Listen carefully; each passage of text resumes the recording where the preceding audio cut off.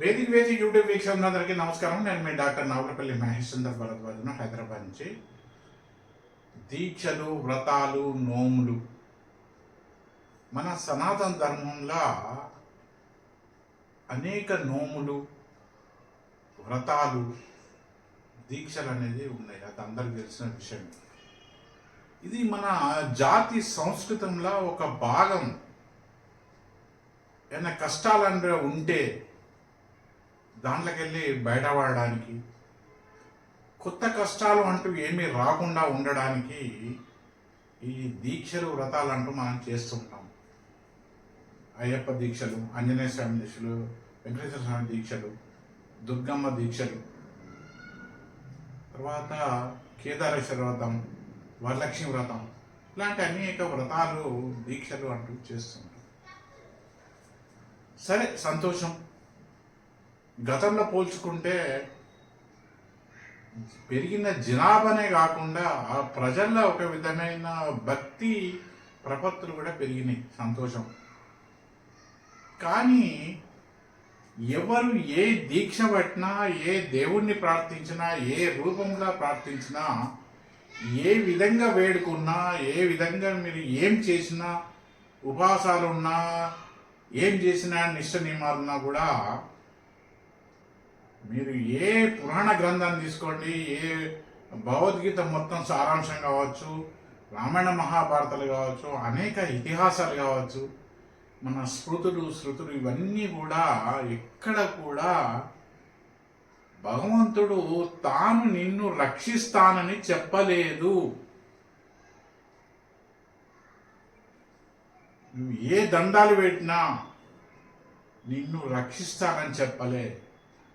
అలాగే నువ్వేనా విమర్శించినా, తిట్టినా నేను శిక్షిస్తానని కూడా చెప్పలేదు. అనేక పురాణాల, మన అన్ని పూర్వీకుల, మన వేదాల సారాంశం మొత్తం ఒకటే ఏందంటే, నీ ధర్మం మాత్రమే నిన్ను కాపాడుతుంది అని చెప్పాడు.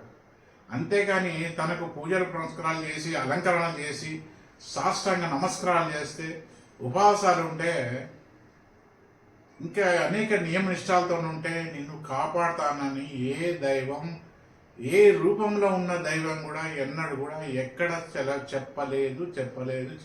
కావాల్సిన మీరు అనేక గ్రంథాలను పరిశీలించండి, లేకుంటే పెద్ద పెద్ద పండితులను అడగండి.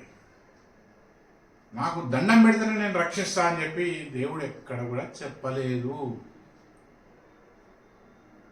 మరి ఎందుకు పూజలు, పునస్కారాలు, దీక్షలు చేయడం? నువ్వు ధర్మంగా ఉండడానికి, పాపకర్మలు అంటూ చేయకుండా ఉండాలంటే నీకు ఇవి అవసరం, ఈ నియమాలు అవసరం. ఈ ఈ నిర్దేశిత కాలం, 21 రోజులు, 40 రోజులు, 3 నెలలు, సంథింగ్, ఒక్కొక్క పూజకు ఒక్కొక్క నియమం ఉంటుంది, కొన్ని పద్ధతులు ఉంటాయి, కొన్ని వస్త్రధారణ ఉంటుంది, కొన్ని ఆహారపు అలవాట్లు ఉంటాయి. ఇవన్నీ నువ్వు చేసినా కూడా నీ ధర్మానికి, నీకు, ఈ దేశానికి ఎవరైతే అండగా ఉంటున్నారో, ఎవరైతే కృషి చేస్తున్నారో వారికి అండగా ఉండకుండా ఈ సొంత ప్రలోభాలతోని, అది ఏదైనా కావచ్చు, డబ్బులు కావచ్చు, పదవి కావచ్చు, ఇంకేదైనా కావచ్చు, నీ సొంత ప్రలాభాలతోని ఈ ధర్మం కోసం, దేశం కోసం కొట్లాడుతున్న వాళ్ళను, కృషి చేస్తున్న వాళ్లకు, ఆరాటపడుతున్న వాళ్లకు నువ్వు అండగా ఉండకుంటే ఈ దీక్షలు ఏవి కూడా నిన్ను కాపాడవు.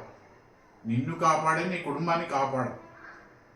కనుక నీ దీక్షలు, వ్రతాలు, నీ పూజలు, పునస్కారాలు నీకు ఫలితం ఇవ్వాలంటే, నిజంగా కూడా ఈ దేశం కోసం, ధర్మం కోసం, ఈ జాతి సంస్కృతం కోసం ఎవరు ఎక్కువ ఆరాటపడుతుండ్రో వాళ్ళకి అన్ని తీర్లా అండగా నిలబడాలి, వాడికి మద్దతు ఇవ్వాలి.